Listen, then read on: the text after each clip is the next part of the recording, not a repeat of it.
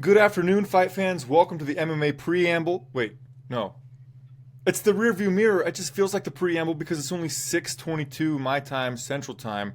This is the rearview mirror UFC Fight Night 107 post-fight show. My name is Flyin Brian J, and with me once again, Wesley Riddle. The fight card we just watched was pretty awesome toward the end there. It started slow, turned out pretty fantastic. Give me a quick glaze over, Wes, of how you feel about the fight card at the end there. I think the end kind of made up for some of the stuff that happened in the middle. The end was definitely the best part. The beginning was pretty good too. The middle was very, very bad, but I'm glad it kind of ended on the I felt like a high note, a really good high note, and I was really pleased. Yeah, the middle kind of sucked. They had me like so in the preamble. Wesley and I gave how far we would walk in order to be allowed to watch each fight, and we walked a total of each of us. Wes walked 5.47 miles. I walked 4.93 miles, and for a while I was feeling like I shouldn't have walked very far at all because the middle of this fight card was pretty damn abysmal. So we're going to go over if we think we walked too far, not far enough for how the fights turned out. Quickly, I want to go over how MMA Mania, the Maniacs, finished on UFC Pick'em. In first place was Max with 10 out of 11 right and 29-15 points. Wow, good job, Max. Second place, Flyin Brian J, 9 for 11 with 26-65. Third place, Wesley Riddle, 8 for 11, 4 perfect and 23-65. Fourth place, Franker, 8 for 11, 22-65. And in fifth place, Dan Diablo with 7 for 11 and 19-20. So let's talk about, oh wait, one more thing. If you want to listen to this show and you don't want to watch us right now on Facebook, you want to listen to it later or something, I will be uploading it to MMA Mania's podcast feed, which is on SoundCloud and iTunes currently. I'll have it on Stitcher very, very soon. So Wes, quickly, let's talk about the main event. What did you think of Jimmy Manuwa knocking out Corey Anderson with a punch at 3:05 of round number 1? Man, it was awesome. I definitely walked too far, especially the fact that this fight ended 3 minutes into the first round. But I was really, really impressed. Now, I know Corey Anderson doesn't really have the best chin. We kind of talked and hinted on that in the pre-fight, the preamble that we did earlier. But nonetheless, Jimmy Manuwa looked really impressive. He was able to defend the 2 or 3 takedown attempts that Corey attempted there in the first round. It was probably only about 2. But Jimmy had the right game plan. He utilized his reach well, and he did exactly what he does, and that's knock people out, and did it in really impressive fashion. And it just pretty much blew me away. I thought it was awesome. Didn't expect it to end that fast, so that's kind of what made to a really surprising outcome in the main event. I didn't expect it to end that fast either, but I did think that Manuwa would knock him out. So everyone's talking about the left hand that actually put Corey Anderson down. But if you watch a little bit before that, Corey Anderson goes to close distance again like he did a few times, and Manuwa shucked him off, was able to defend the takedown. Corey went for, to press forward, and Jimmy threw a jab out the exact same time, and that seemed to wobble Corey Anderson, and that's when Corey started circling to his right, and that's when Jimmy hit him with that left hand and put him down. So I decided I was going to walk half a mile prior to in order to be allowed to watch this fight. Wes, 1.1 miles. I'd still walk a half mile in order to watch that fight. Would you wouldn't walk 1.1 miles, Wes? I mean, I would, but when the fight's going to end that fast, I feel like it's kind of pointless to walk a whole mile and a half. So I feel like I probably would have walked closer to what you did, because if I thought about it more, since this is so new, that I probably would have walked a little less, knowing that they're like heavyweights. And but then again, it's kind of unpredictable. You never know what happens in the heavier weight classes. Yeah, maybe since it ended so quickly, you'd have to run that 1.1 miles in order to get there in time. So what do you think is next for the poster boy Jimmy Manuwa? Man, that's a good question. I tweeted out following his performance, kind of just the idea about who he should fight next, and I threw out some names, including the main event for a couple fights that are coming, or just one main event, but Corey Anderson, Daniel Cormier, Rumble Johnson, and right now that has the lead in votes. I personally think he did well enough to where he deserves possibly a title shot, but there are just a couple things about that. One, whoever wins in that title shot, if it's Rumble, for example, Rumble has already fought Jimmy once, and Jimmy got the worst end of that one. And Glover versus Alexander Gustafsson is going to happen soon. If Alexander Gustafsson wins, then that already happened at one point. Jimmy versus Gustafsson. So I feel like there's some different options. I personally would like to see him get a title shot because I thought his performance was about as perfect as it can be.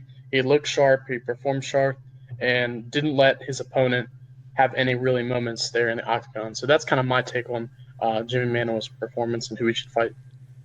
I think timeline-wise, Jimmy Manuwa deserves a title shot just because the next event is the light heavyweight championship between Rumble and DC. So the timeline-wise, and obviously Jimmy took no damage, so he could be ready for that fight, whenever they decided to make that. And it also depends on when Johnny Bones Jones returns to the UFC and if he gets in trouble again, yada, yada.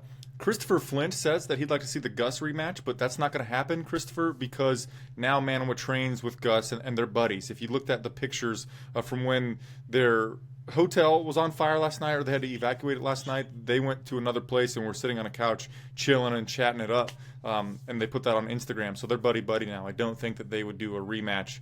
But I do think that Manuwa deserves a title shot. I think that two incredible performances and solid finishes like he's had in a row here, and how shallow the light heavyweight division is really makes him deserve a title shot. But let's move down. We're going to talk about the co-main event, and then, of course, we're going to get to my favorite part of the show, which is the WTF of the card. So welterweight fight, Gunnar Nelson submitted Alan Jouban at 46 seconds of round number 2 with a guillotine choke. It really was... he dropped him he wobbled him with a right hand, hit him with a right high kick to the head, and then dove on that guillotine choke. Incredible performance. I said I would walk 1.55 miles. Wes said he would walk 1.5 miles in order to be allowed to watch this fight. Wes, would you stick with that distance, and how incredibly impressed were you with Gunnar's performance? I'd probably stick with that distance. I was really, really impressed. I think one of the things that kind of shocked me the most was I didn't really think Gunnar would have the best chance with the striking. I knew that he did have a really good step in left and right, which I think that's what he did to kind of capitalize and rock Jouban, which led to the guillotine choke finish. But I didn't think Gustafsson would ever be the one initiating the punches that would lead to a finish. So just that in its own regard was pretty impressive because Gunnar has never really been known for his striking, just so much his stance and his submission game, which he was able to capitalize on after he dropped Jouban. So it was a really impressive performance from Gunnar Nelson. Probably, I'm taking a look just through some of his performances.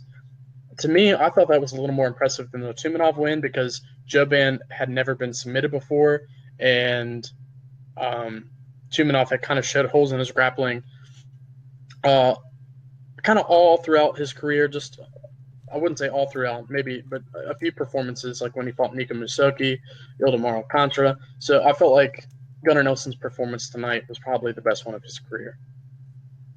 Yeah, dude, incredible performance. I saw that right hand coming. I didn't think he was going to be able to wobble Jouban that hard. But then again, Jouban doesn't have the greatest striking defense.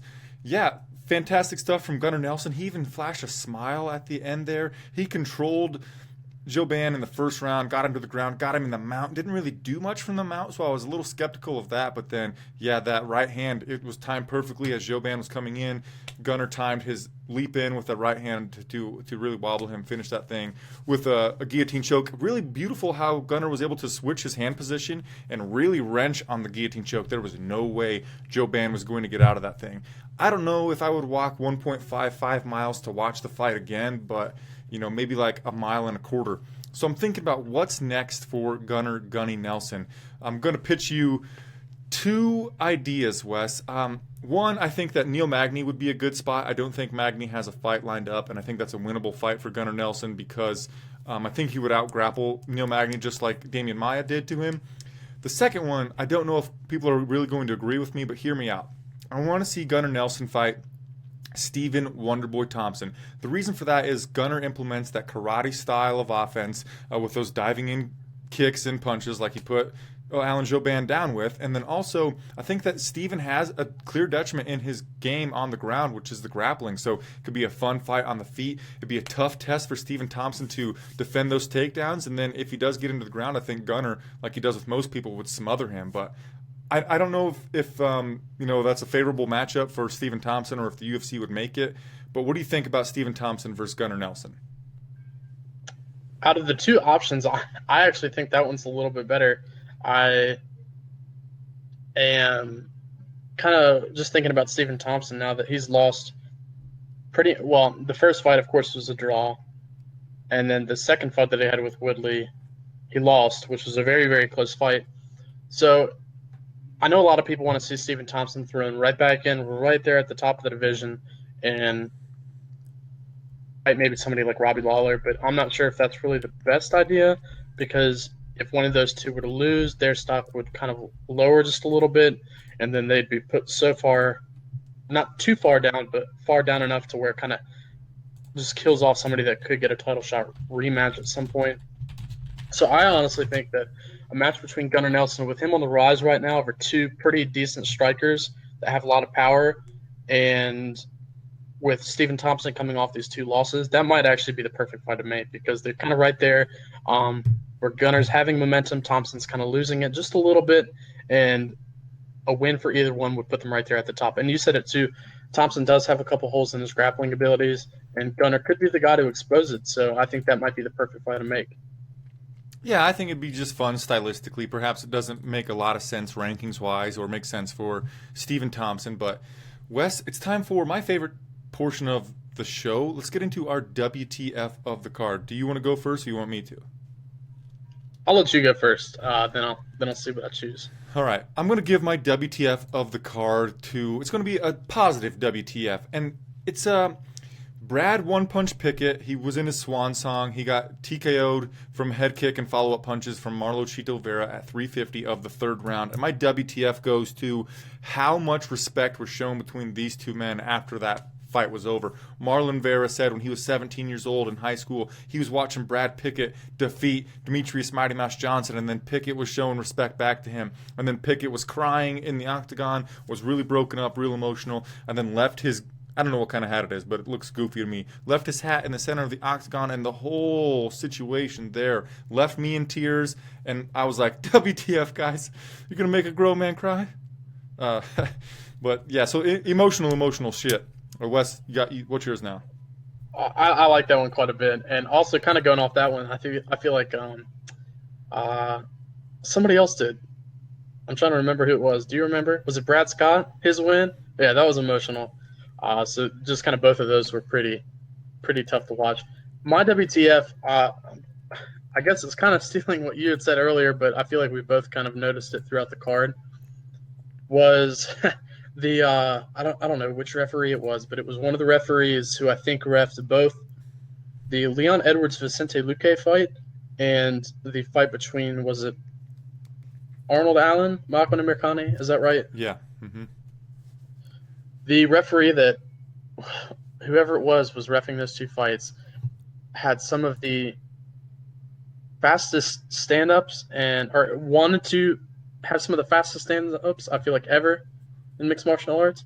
He is clearly not a grappling fan, because just to give you an example, in the Leon Edwards Vicente Luque fight, at the end of either the second or the third round, Edwards scored, I think it was the third, Edwards scored a takedown with 10 seconds left. 2 seconds after scoring the takedown, he said, "I need to see you work." I don't understand. Like, WTF? Like, why are you telling them to work after he just initiated a takedown?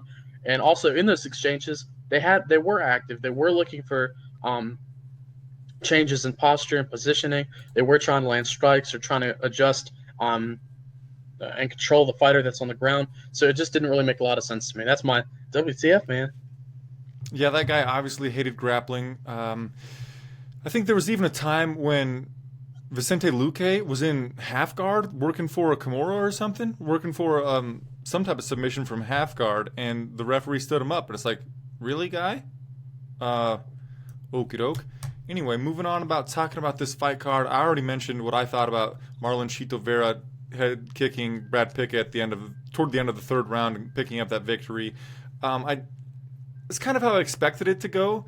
I ended up picking Vera. I know on the preamble I was mentioning I was going back and forth on who I was going to pick. I ended up picking Marlon Vera because I didn't want to have the same pick as you, because I wanted to defeat you on UFC Pick'em. It worked out for me. Fantastic fight, super exciting back and forth action. I loved it a lot. On top of all that emotion that I mentioned, what were your takeaways from Marlon Vera and Brad Pickett? Well, my first takeaway is that I hate the fact you did that because I did have Cheeto Vera. As in, I had like 24 hours ago yesterday before the battle with Jed Meshew and Nick Baldwin. And then I changed it because I was like, oh, you know what? It's Brad Pickett's swan song. Oh, he's leaving. He's going to go out on top. The judges will give it to him if it goes to a decision. Well, I was completely wrong. Cheeto Vera got that third round head kick. I noticed one thing with him throughout the fight. He didn't really rely on his striking with his punches too often. He was throwing just a lot of kicks. And he was also throwing a lot of knees to the midsection, which I felt like was confusing Pickett in some of the exchanges. Pickett seemed to struggle a little bit, especially when he was the one kind of backtracking. Pickett did have a couple moments where he was pushing forward, and he succeeded in those exchanges because Vera wasn't throwing any strikes, and he was also able to score the takedowns. But I thought Vera seemed like just a little bit fresher than Pickett when it got to that third round, and he ended up catching him with that head kick, and that was lights out. I thought it was a good stoppage. Some people didn't, but overall, it was a good, I'd say a good comeback win for Vera because I did have him down. I thought Pickett had, took the first 2 rounds. Yeah, he was definitely down 2 rounds, especially if you factor in that it was, home field advantage for Brad Pickett on the judges' scorecards. I mean, we could look at the scorecard post-fight. I mean, I'm sure Ariel Helwani has tweeted it out by now. But, dude, good stoppage, I think. Marlon Vera hit him with 3 hammer fists and Brad didn't put his hands up at all. I know he popped back up afterward and he was awake and alert, but you can't just take 3 hammer fists to the face without reacting to them after getting knocked down by a head kick, and he's an older guy. I don't want to see a murder in the octagon, so I always, err on the side of caution, and I also, err on the side of fighter safety. I know it was Brad Pickett's swan song. We should give him the benefit of the doubt, but, dude, good stoppage. Now, featherweight fight. Arnold Allen defeated Makwan Mirkani. Split decision, 28-29, 30-27, 30-27. I scored the fight 29-28 for Arnold Allen. I think the rightful fighter won. How did you score that fight? I'm trying to remember. I actually think I gave Allen every single round. I felt like he was able to control some of the initiations in the clinch and on the ground just a little bit better. I did give it 30-27. I'm looking at the media scores. Only 4 out of about maybe 18, 16 scored at 30-27. But I did think he just had a little bit better control throughout the fight. Mach 1, I kind of mentioned it. I think we both did on the preamble. Was just he's always been an aggressive and a little too overconfident coming into his fights, and I feel like that's one thing that really hurt him in this one because his over aggressiveness led to him failing in the clinch battles and led to Allen getting on top and being able to control him for I think the majority of the 15 minutes. So it was a good impressive performance for Arnold Allen, especially the fact that he's still pretty young. He's only I think 24, 23 years old, and the 5th youngest fighter on the UFC roster. So, nonetheless, a really, really impressive performance for Arnold Allen over a guy who carried a lot of hype coming into this night. I actually think they're both almost the same age. Like maybe Arnold is 24 and Makwan is 25, so both guys have a lot of upside still.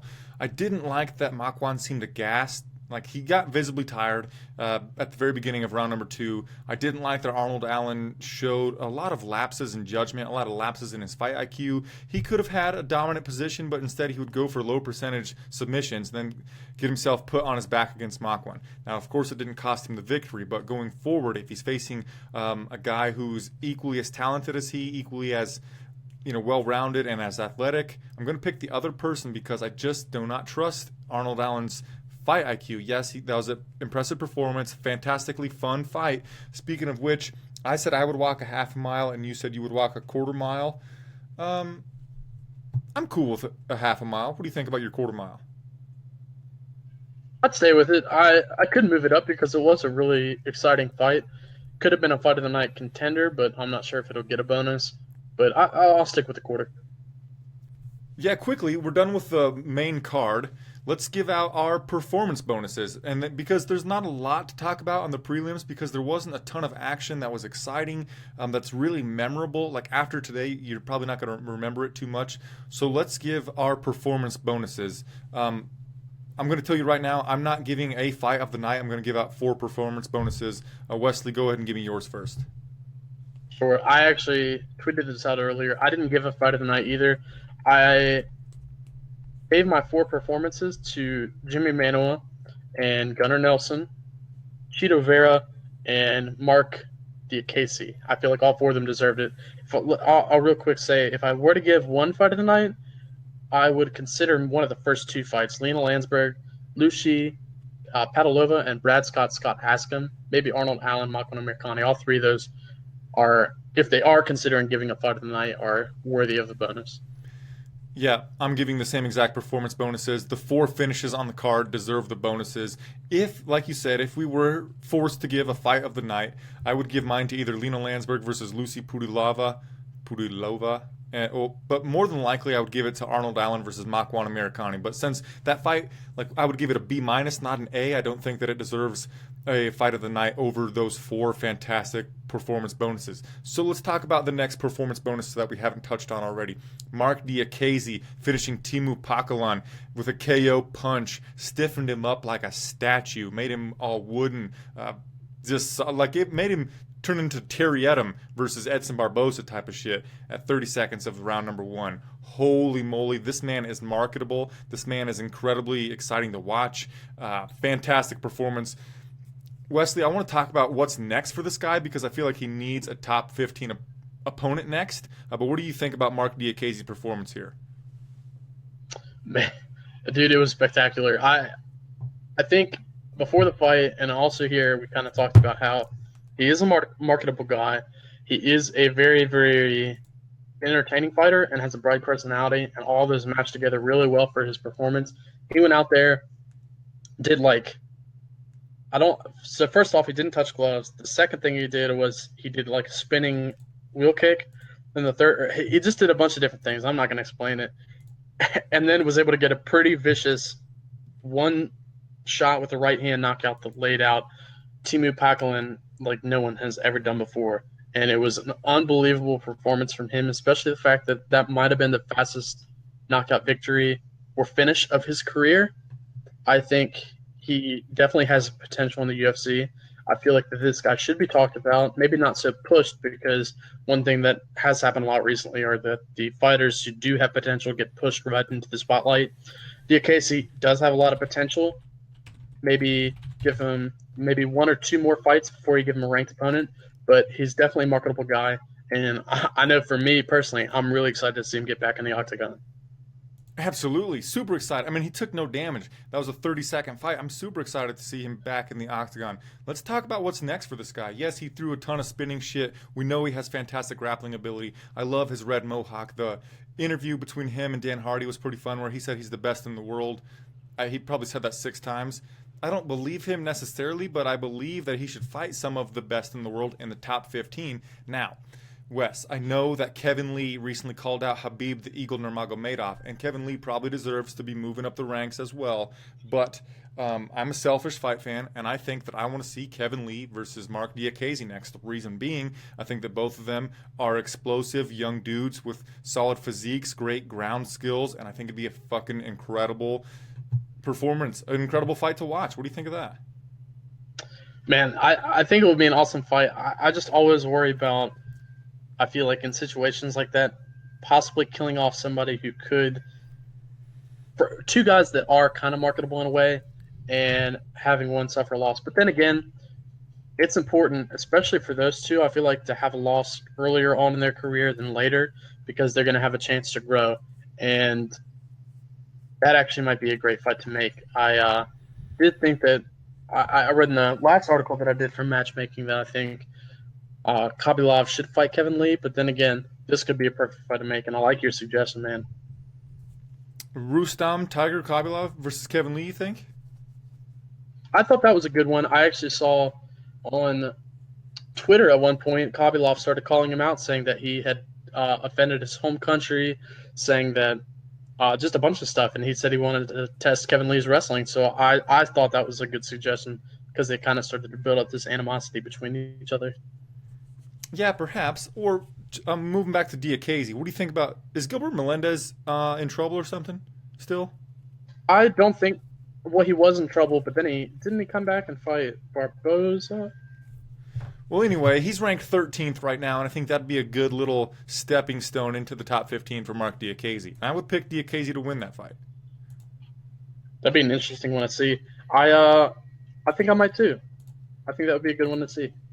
But no matter what, I mean, I know we're talking about matchmaking, which is completely, it's not going to happen. Whatever we say probably isn't going to be gospel. The Sean Shelby and the new guy, what is it, Maynard James Keenan? No, that's the lead singer of Tool. Anyway, they're not going to listen to us for who they're going to make next. But no matter who Diakiese faces next, I'm going to tune in, and I'm going to be tuned straight into that TV with my eyes wide and with no distractions. The man is must-see TV. That is an absolute fact.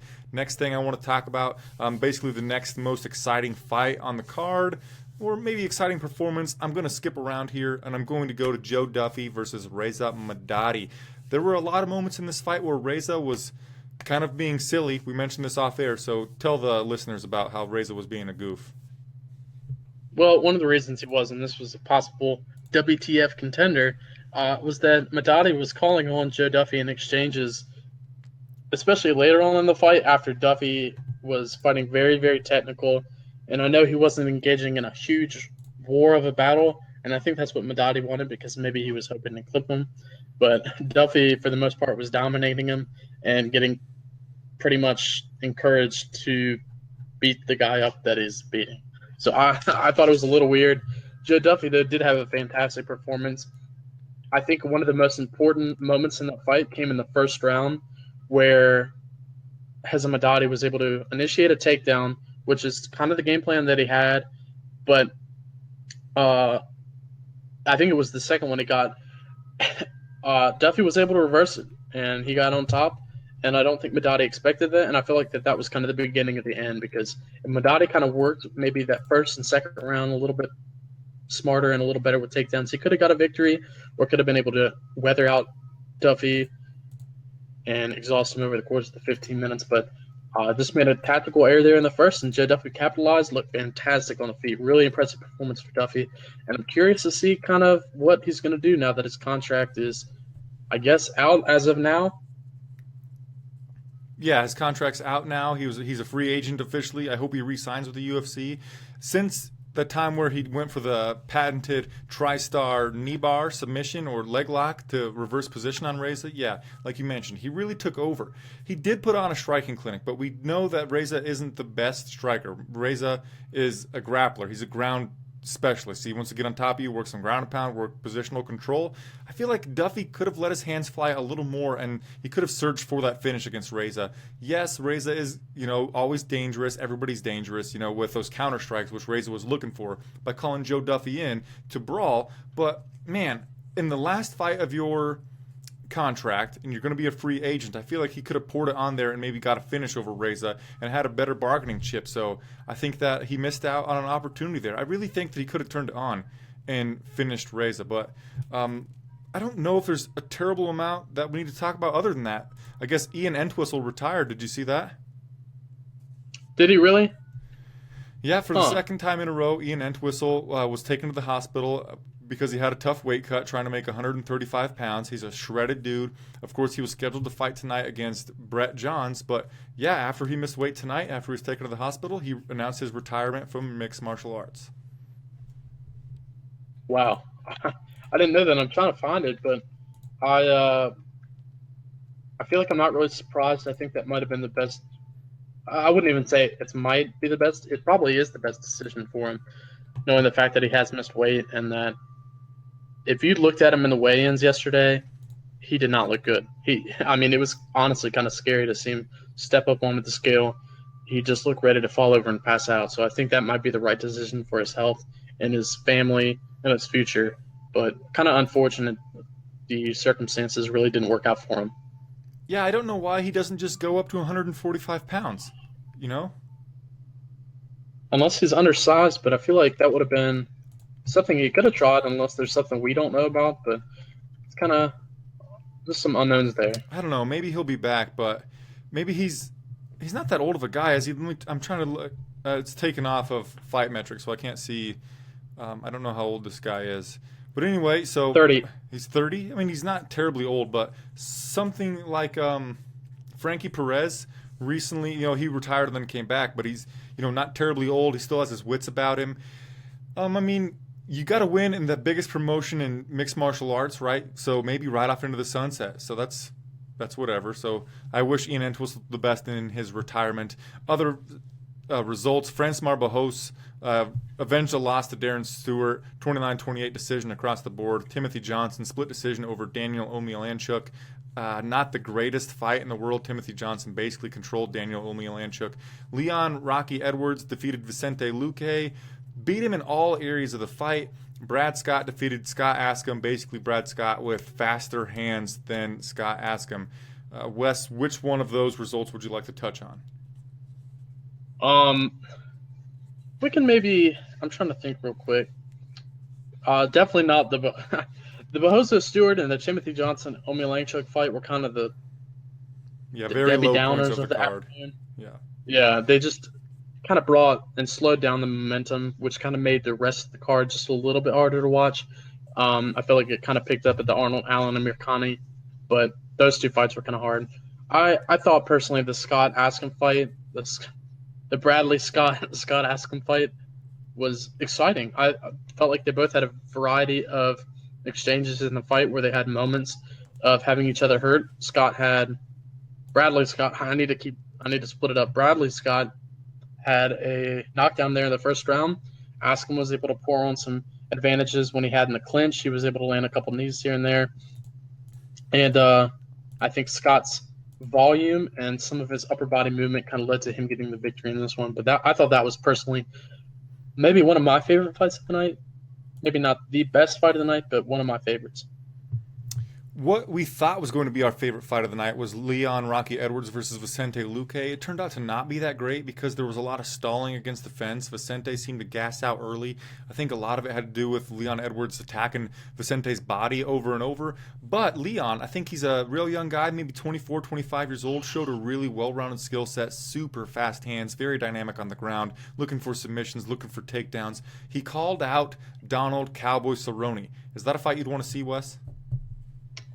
Personally, I mean, I'd be fine with it. I know a lot of people probably want to see Donald Cerrone fight more notable guys, but in the logistics of kind of, again, where Cerrone is now, the fact that he's coming off a pretty substantial loss to Jorge Masvidal, and now with Leon Edwards on a 2-fight win streak, I believe, 2 or 3-fight win streak. His last loss was to Kamaru Usman.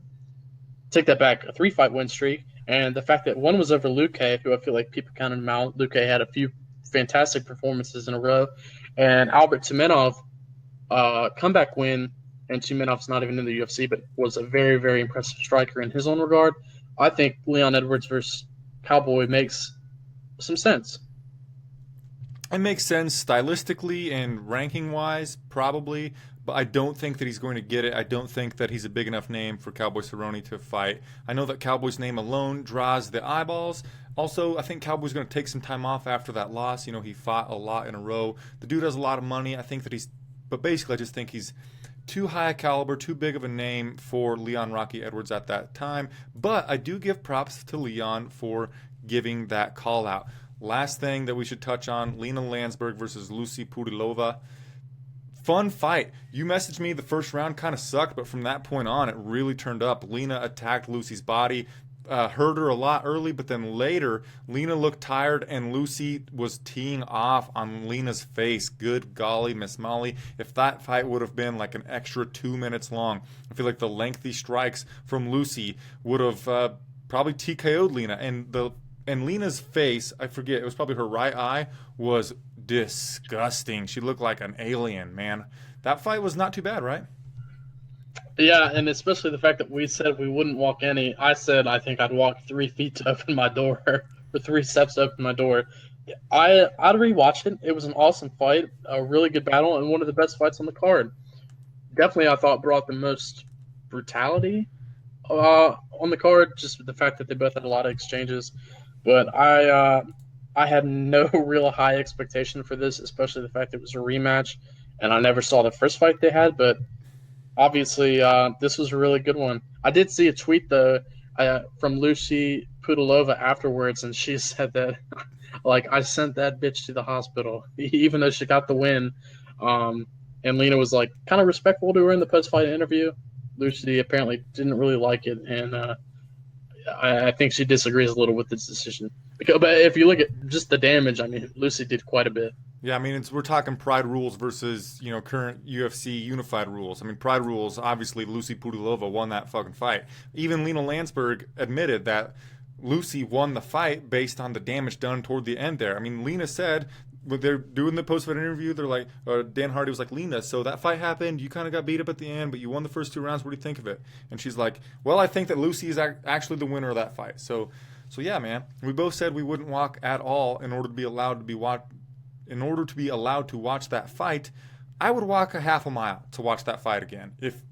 If I didn't know the result, well, I know the result, but just based on how exciting it was, I think it deserves a half a mile walk. So yeah, fun stuff. Let's give out our grade of the card from A to F, starting with you, Wes. What grade would you give it? I personally, just taking a quick look at it, I'm gonna give it a. I think I gave. Let's see. The last card was Belfort Gastelum. I'm gonna give this card a B, a midline B. There was a big switch in momentum, kind of right there in the middle, that I felt like kind of hurt and put a damper on some of the afternoon that we saw, some of the more recent fights. But those fights did bring it up quite a bit for me. The earlier fights, especially the Mark Diakasi knockout, Casey, was spectacular. Vera's knockout with the head kick over Brad Pickett, the Manuwa knockout over Corey Anderson, Gunnar Nelson over Japan. A lot of the fights I can talk about, but overall, I'm going to give it a midline B, a pretty decent night overall, and I'm pretty satisfied with some of the stuff that we saw. I'm going to give it a B minus, and I don't really want to justify it other than I gave it a C to begin with, and it kind of went above and beyond my expectations. So I'm going to give it a B minus, borderline C plus, but I'm going to go with that. So let's sign out, guys. Thank you so much for watching. Again, you can subscribe to the podcast on iTunes and SoundCloud. Soon we'll be on Stitcher, and you can comment if you want me to get it on anywhere else. I will put it there, and yada yada. Follow Wes on Twitter at AllThatMMA. You can read his writing and his post-fight matchup suggestions on MMAsucka.com. You can follow me on Twitter at FlyingBrianJ. Like my Facebook page, and that's pretty much it. Once again, thank you all for joining us, and we will see you in 3 weeks when we do the MMA preamble for UFC 210. Until next time, stay safe, my friends. Namaste.